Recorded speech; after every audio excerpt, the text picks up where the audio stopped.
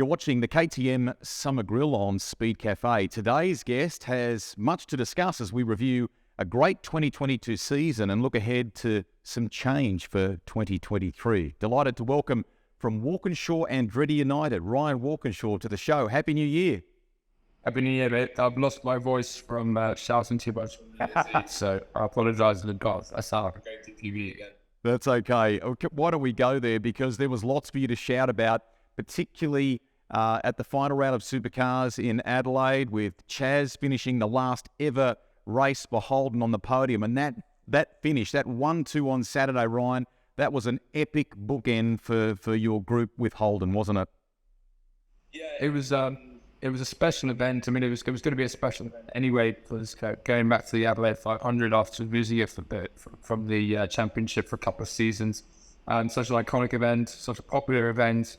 Fantastic job by everyone in the South Australian government on reinstating that event. It needed to happen, and it was clearly such a huge success. But you know, when you actually think about the fact that it was the last ever race for Holden, and with our history, my family's history with that brand, it was important that we went out the right way.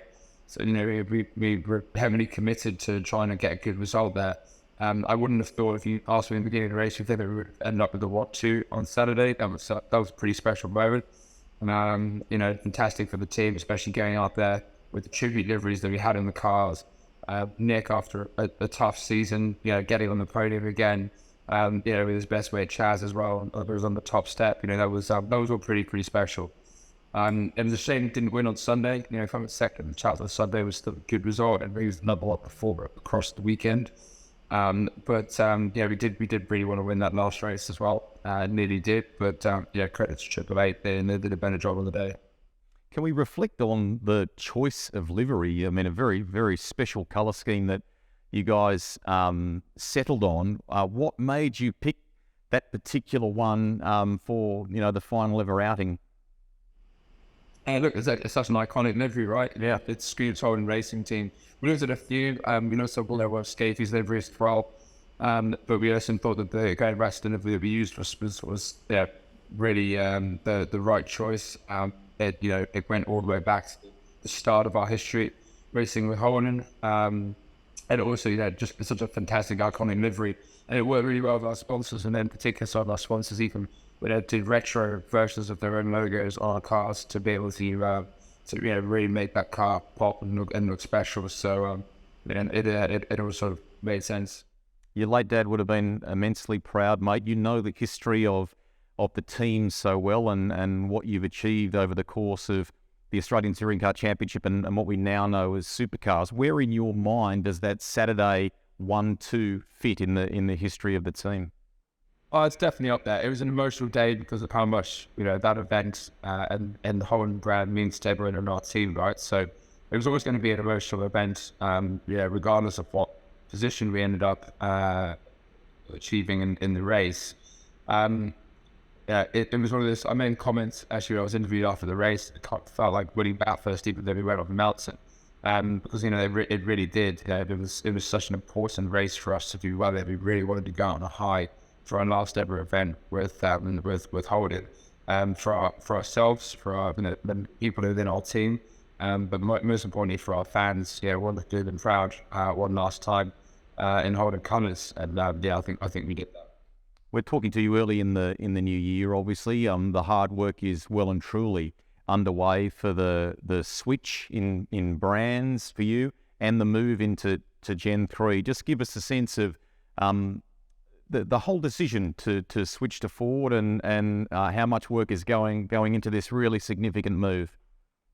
Yeah, it's a huge amount of work. It is no secret that Gen 3's had its challenges, and we are at the really late stages, and we've worked really hard to make sure that we get them on track at Newcastle. But you know, it's not been ideal. It's not been an ideal process in many ways, but. We're hoping that it will all work out well, and everyone's going to be all hands on deck in our team, making sure that we continue to work all the way through the off season to make sure that we're on the track for Newcastle.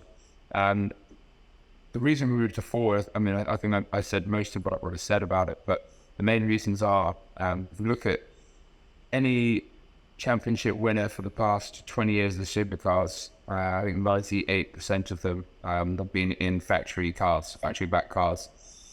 And so if we want to go and consistently chase for championships, having factory support, both on the financial side and on the technical side, adds a lot of value to our ability to go and be successful in a consistent way.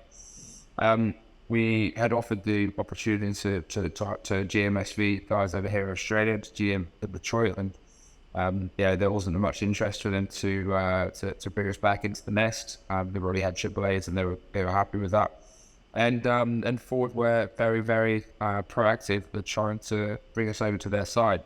We had another manufacturer that we were talking to at the beginning of COVID, which was pretty much a signed deal, and unfortunately that fell over when the world started falling apart in 2020. But as we got out the back of it, they started talking with Ford Process. We started talking with them about what a partnership would look like, and it all just fit into place really, really well. They understood what we wanted. We feel like we're going to be treated fairly between us and all the teams. We feel like we're going to have good support at the back end on the technical side from Ford, not only in Australia but also in the US, something that we don't feel we would have got if we'd been with the Chev side of the Supercars fence, because you're dealing just with AAA. Really, it's really a AAA program, which is softly supported by Chev. It's not the same. There's not the same kind of program as we're seeing with Ford, where it's a genuine Ford performance program, and there's a huge amount of work going on from the Ford team to into the car from a design perspective, from an engine perspective. Because we find that attractive. We want to work with a manufacturer that's going to be committed to the sport for the long term, that's going to be committed into helping develop their teams and try and breed success. It'll make a lot of sense for us to make the change as weird of a change as it feels. And I know some of the fans are still trying to come to terms with it. But believe me, no one is going to feel weirder rocking up to Newcastle next year with the big blue Ford logo on their shirt than me. So if I can get my head around it and get used to it, I'm sure everyone else can too. If I know you and I know the team, what you'll do and you'll do well is to bring the fans on that journey with you, share that that move, that shift, and as big as it is, because it's a massive thing for the team, for the company, but also for the fans. You've got to bring them along the way with you, don't you? Yeah, we do. I mean, we're a heavily fan supported team, and men always have been, and we're a family team. We try to integrate our fans and our partners and our members into our team in a way that no other team does, and you can see it down pit lane. When we're doing well, our pits are full. We've already had 250 people at the back of our pits on Saturday in Adelaide, and that's a regular occurrence. We are very open as a team, very transparent, and there's always risks with being a team like that, because they take you from the journey to see every part of you, and so there's always a bit of risk on doing that. But we think the risk is worth the reward by ensuring that our fans feel like they're part of our family. There's a lot of shock, I think, when we first announced that we were going forward, right? And what was the initial concern was that we'd end up losing a fair number of our fans, and whilst that will obviously be the case, there will be a small minority of our fans that just can't make the mental step of moving over to support Ford, level being their enemy for so long. What we found a lot about analytics, we use a company called Nielsen, which is one of the largest media evaluation companies on the planet. And they, not only did they come back and say that our net fan base has grown since our announcement, where we're also seeing that 87% of our fans who were unsure or opposed to supporting us next year as Ford have changed their minds and back end of this year. Wow. And the final stat we had was that WAU has gone from the fourth largest supported team 2 years ago to the third most supported team at the beginning of this season. And in October last year, going into the Gold Coast round, we jumped up to second most popular team in the sport. So I think that's because of how we position ourselves as a team, how we how we act as a team, how we're transparent, how we bring our fans along for the journey, for the ride as part of our family. And I think that resonates with both Holden, previous Holden, and Ford fans alike. Great research there, and thank you for sharing the insights. And if I know you guys, you'll make that move, that transition with a very proud and very respectful, acknowledgement of the great history that you had with Holden. Can we touch on the ongoing success, Ryan, of the collaboration with Michael Andretti? Zach Brown is a guest with us here on the Summer Grill this year as well. I think the notion of talking to him about Formula One, IndyCar, Formula E, he would not want to come on without also talking about Supercars. It has been and continues to be a good partnership, hasn't it? Yeah, it is. It's one of those weird things that, we had the partnership, it was going so well, and then COVID happened. Could be missing each other for the best part of 2 years. The proof is in the pudding, right? Where Chaz has had his best ever season this year. We got our best season in the last 2 years that we've had in 10 years. Third in the championship last year, won Bathurst. Third in the championship this year, came second at Bathurst. We have 15 podiums and 6 race wins, I think it was off the top of my head. I have to go and double check, but it's a difficult way to. It's difficult to try and say that was a successful season because me, Michael, and Zach have got the objective every single year of winning Bathurst and winning a championship, and we did neither last year. In that respect, it wasn't a successful season, but there's still a lot to be proud of. The results were good. If it hadn't been for a slump in fall in the second quarter of last year for a few rounds when we do some development work, that we would have probably ended up second, or at least fighting for second, a little bit closer with count.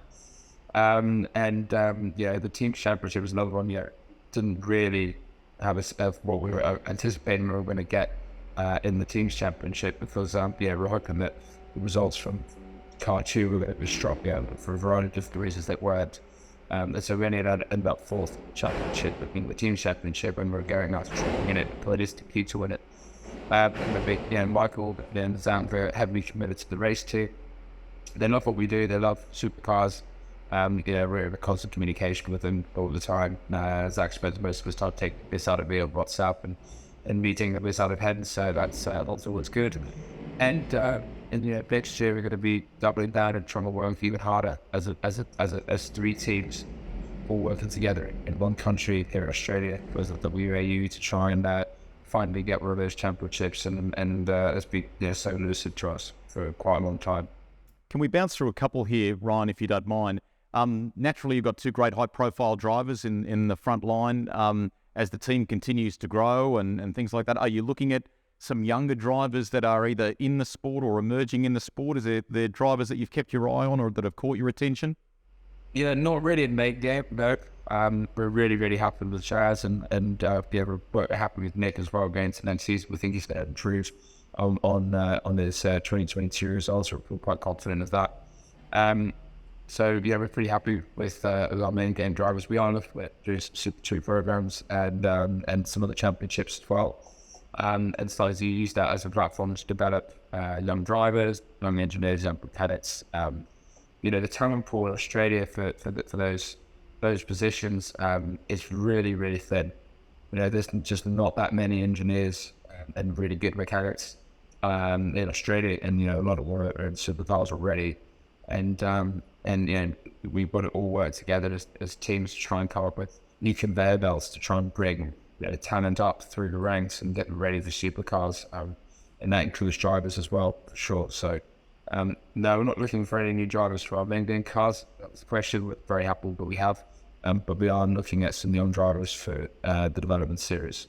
Good on you. All right, we probably can't at this early stage with Gen 3, really the prime focus at the moment. Maybe enduro co-driving seats haven't been sorted yet, but obviously a lot of people would love to know whether Lee Holdsworth might be back on the radar, and if you could try and replicate, having him in the frame and some of the success you enjoyed at Bathurst, obviously in 2021.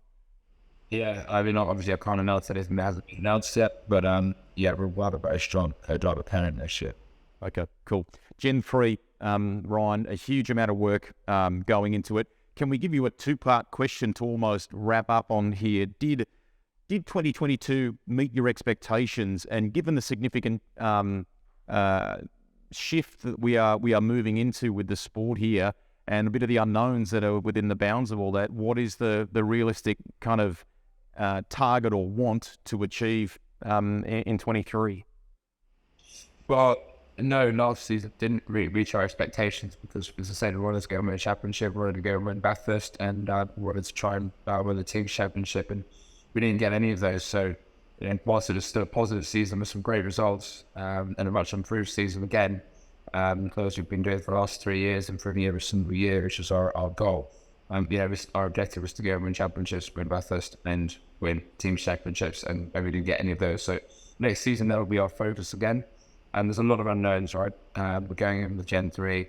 These cars have not had the amount of testing that we would feel comfortable with as a race team before going and racing a full season in them. There will be issues in both cars, I think, at points during the year. Reliability issues and so on, because that's just the reality of getting new products, particularly one that hasn't had the full testing that we would have wanted or hoped for. But that's the same risk for everyone, right? So everyone's going to be dealing with a new product, everyone's going to be dealing with that kind of reliability risk, and it's going to be up to the best teams to work the hardest and to try and reduce the risk of those impacting the results across the year. So whilst we go out there next season wanting to win championships, win Bathurst, and win races, that's going to be our goal. But it's going to be an interesting season because there's going to be a lot more ups and downs, I think, than normally we would anticipate having in a season because of the unknowns of Gen 3 and what we have ahead of us. Finally, will it be a year of you guys just kind of focusing on supercars, given the big new step that we're taking with the sport? Switching with your automotive cap for a moment, you did successfully blend a program with Amarok and Warren Luff to enjoy some success in a production sense in the Australian Off-Road Championship. Will you dabble in things like that again, or is it more just about supercars in 23? Yeah, I think that was some other stuff. I mean, they're different programs because we've got Walkinshaw Racing, but that's that program, and Walkinshaw and United was the supercar teams. They are separated. There's obviously some crossover. Supercars is always going to be our top priority. So it doesn't matter what else you race in Australia, supercars are always our number one focus throughout the season. And our number one objective is to do well in that category and everything else on second, as it should. We really enjoyed working and doing our program with the ARRC. It was really successful. Obviously, we won the championship in our class in our first year, which we actually didn't expect. And we'd like to do it again. Whether we do that again for the upcoming season or we'll take a year off. We're still having those discussions internally.